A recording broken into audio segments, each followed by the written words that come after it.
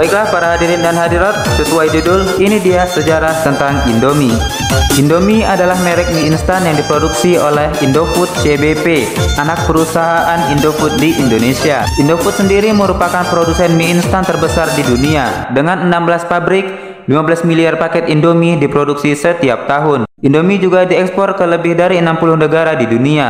Pasar ekspor utama Indofood termasuk Timor Leste, Australia, Papua Nugini, Arab Saudi, Taiwan, dan negara-negara lain di Eropa, Afrika, Timur Tengah, dan Asia. Di luar pabrik utamanya di Indonesia, Indomie telah diproduksi di Nigeria sejak 1995, di mana produksi tersebut merupakan merek yang populer. Indofood memiliki pabrik pembuatan mie instan terbesar di Afrika. Sejarah Indomie. Merek Indomie pertama kali dirintis oleh Jaja di Jaja lewat PT Jangkar Jati bersama Wahyu Juandi, Ulong Senjaya, dan Pandi Kusuma. Selanjutnya, Jangkar Jati berubah nama menjadi PT Wicaksana Overseas International Tbk, salah satu distributor produk-produk consumer goods terbesar di Indonesia. Pada April 1970, sebagai anak usaha dari Jangkar Jati, Jajadi mendirikan PT Sanmaru Food Manufacturing Co. Ltd. dan memperkenalkan ke publik merek baru, Indomie, singkatan dari Indonesia Mie, pada tahun 1972. Indomie merupakan produk mie instan kedua yang muncul di Indonesia setelah Super Mie yang dirintis oleh S. Jarif Adil Assagala dan Eka Wijaja Mois. Produk awalnya hanya rasa kaldu ayam dan udang, dan hingga awal 1980-an Super Mie dan Indomie menjadi duopoli di pasar. Selain memasarkan produknya dalam negeri pada 1982 sampai 1983, Sanmaru juga mulai melakukan ekspor ke negara tetangga seperti Brunei, Malaysia, dan Singapura, serta ke Eropa, Australia, dan Amerika Serikat. Pada tahun 1982 barulah kerajaan bisnis Salim Group memasuki bisnis mie instan dengan memperkenalkan merek lain bernama Sarimi. Awalnya mengingat pada saat itu posisi Salim yang kuat bahkan memonopoli perdagangan terigu dengan Bogasari. Salim menginginkan merek Indomie yang populer itu agar berpindah kepadanya. Selain itu, pada saat itu Indonesia sedang mengalami swasembada padi, sehingga pabrik Sarimi menjadi kelebihan operasional. Diharapkan jika Indomie mau bekerja sama dengan Sarimi, maka Salim Group tidak perlu merugi. Namun, Jajadi menolak keinginan itu.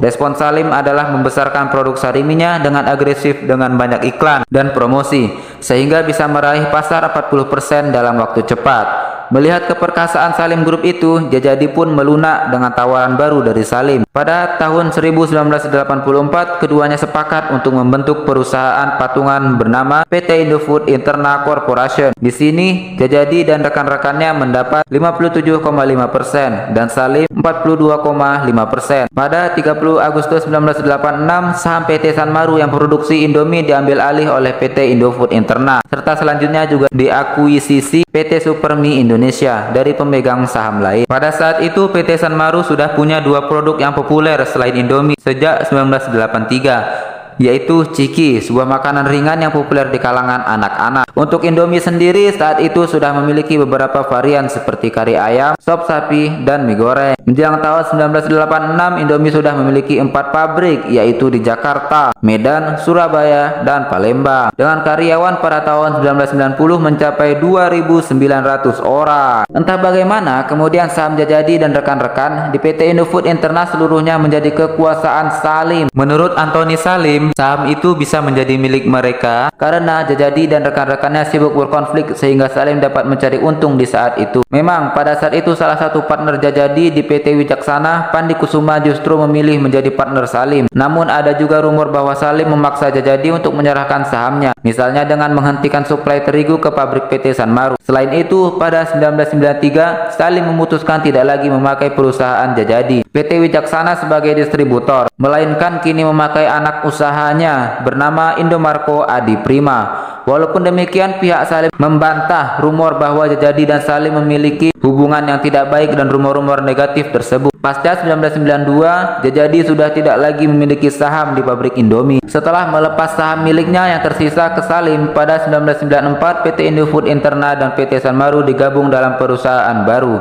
yaitu PT Indofood Sukses Makmur Tbk. Kemudian sejak 2009 produksinya dialihkan ke anak usahanya, PT Indofood CBP Sukses Makmur Tbk. Di bawah kekuasaan Indofood inilah Indomie makin meluas dan memproduksi banyak sekali varian, dari varian biasa, varian daerah, varian khusus seperti mie keriting dan mie siram, dan lain-lain. Indomie pun menjadi nomor 1 di Indonesia. Kemudian di bawah Salim pula Indomie berhasil berkembang menjadi merek internasional seperti ke Nigeria dan Arab Saudi. Di Nigeria Indomie mulai diperkenalkan sejak tahun 1988 dan mulai diproduksi tahun 1995 melalui Dufil Prima Food. Sedangkan di Arab Saudi Indomie pertama kali diperkenalkan pada tahun 1986 dan pabriknya dibuka pada tahun 1992 dengan produksi oleh Pinahil Arabia Group Ltd.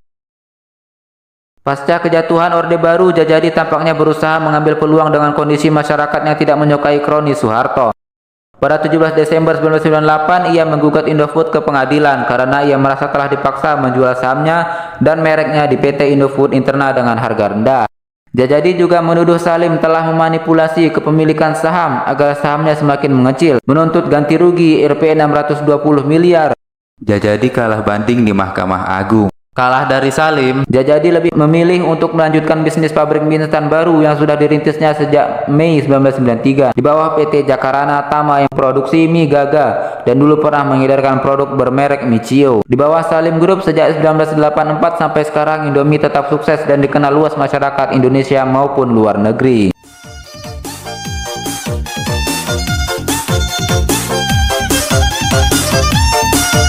Yo, oke masa? Udah selesai videonya. Jadi subscribe ya.